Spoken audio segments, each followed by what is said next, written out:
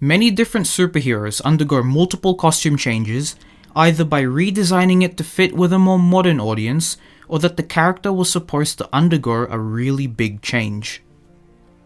On the other hand, some characters feature prototype or initial suit designs, like the Model 1 armor in Iron Man. In the Spider-Man mythos, this is fairly common, as evident from the wrestler suit in both the main and Ultimate Universe. Before the iconic red and black costume, Miles donned the suit for a brief amount of time, and compared to Peter Parker, he wore it for a short time, not because it was intended to be upgraded later on, but because everyone hated it. In this episode of Marvel Explained, we will be covering the short-lived first suit of Miles Morales.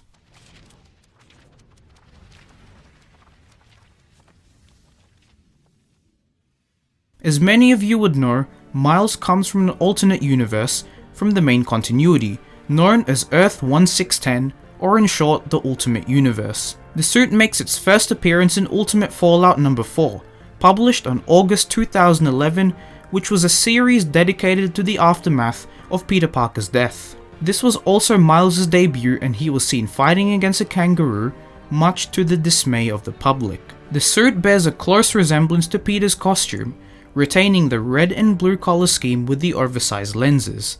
However, the back of the suit is quite plain, having no back spider logo, has a looser fit, and also includes elbow and knee pads. In Ultimate Comics Spider-Man Volume 2, Number 4, we are shown that Miles' best friend, Genki, actually purchased it around a year ago for $80, and he even said that he wore it for Halloween. But by looking at it, it didn't seem like your high-grade stuff that you see from cosplayers.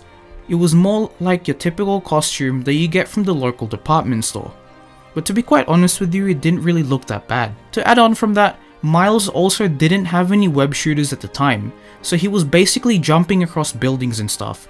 During his stint with this suit, he went up against Kangaroo and Electro.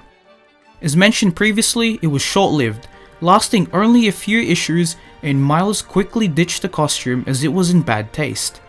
He was later given his main suit by Jessica Drew, featuring a red and black color scheme to separate himself from Peter Parker.